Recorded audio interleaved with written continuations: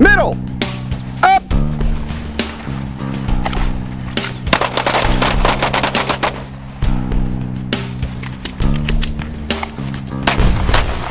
All right, I am still down here in Florida. This was the big kickoff week for the Personal Defense Network Tour 2013. It has been a great week. We've had a couple classes that were officially part of the tour, 2 combat focused shooting classes and 1 introduction to combat focused shooting class at the Gander Mountain Academy in Lake Mary. We also had a school attacker response course that we slipped in on an open day over Easter weekend. We had 15 people in the room for that. That was an instructor development course, so we certified some new instructors to help make teachers and students safer inside of worst case scenarios during schools.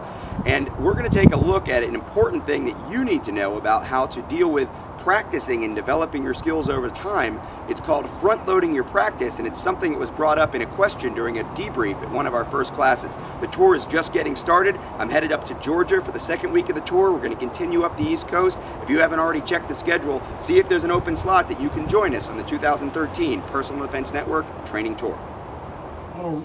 If someone is really interested, because most of this stuff is what I would call perishable skills. If you don't do something to keep them going, you're going to lose it. And we're often told when we're learning something as intricate as what we're doing today, you know, you want to be applying or working on this again fairly soon. Yep. So my question is, in order to maintain skills, what do you have anything that you consider as a minimum for regular training?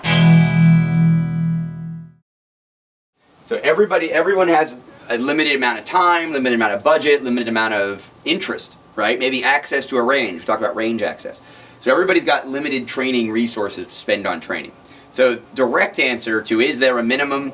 No. It would be you know, facetious for me to say you have to do this. You know, it's not. I can't dictate to you that you must train a certain amount of time. There's plenty of people who've never trained at all and have successfully defended themselves with guns, right? The idea that there's a minimum isn't real, but what we do have is a recommendation for how you spend your resources. All right, so there's a strong recommendation for how you spend your resources. So imagine that you've got, you know, these, whatever this is, 6 or 7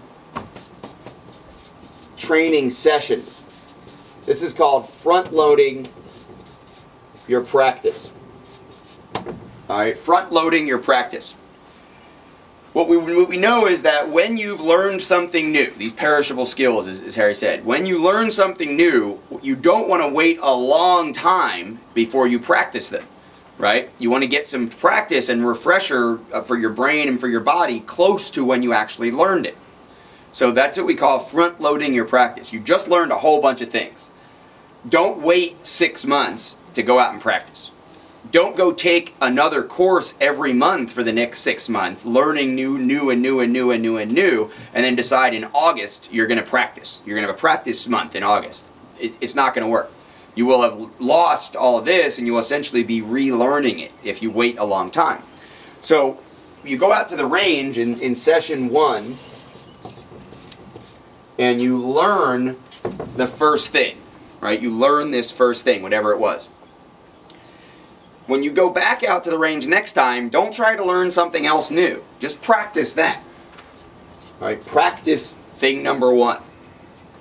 You go out to the range the 3rd session, and this could be once per week, once per month, once per quarter, whatever your expenditure of training time and sessions are.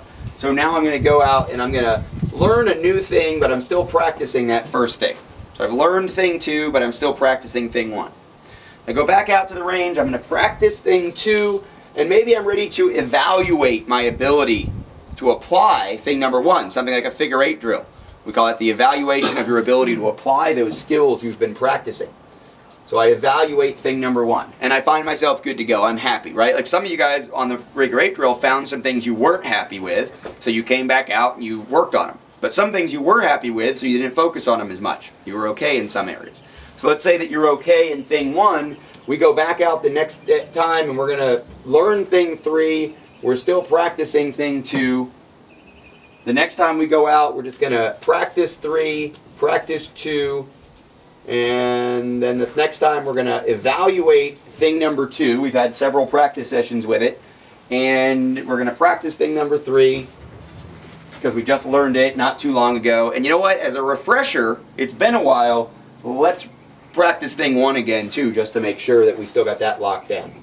right? So thing one, we learned, we practiced right away, we evaluated, then we skipped it for a while, and then we threw it back in a couple sessions, few sessions later.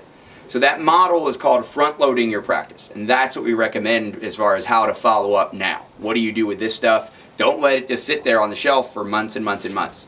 As you practice it, you know, make up a thing. If you practice it once every 2 weeks for the next month and a half, once a month for the 3 months after that, once a quarter for the year after that, and then a couple times a year for the rest of your life, you know, that's the path to owning the skills. As opposed to, you know, we have to practice once a week. I don't even know what that means. Some weeks you can't practice. You know, some people don't have the money, the time, the interest, the range access, whatever. So this is how you should spend your resources once you've learned something you want to keep.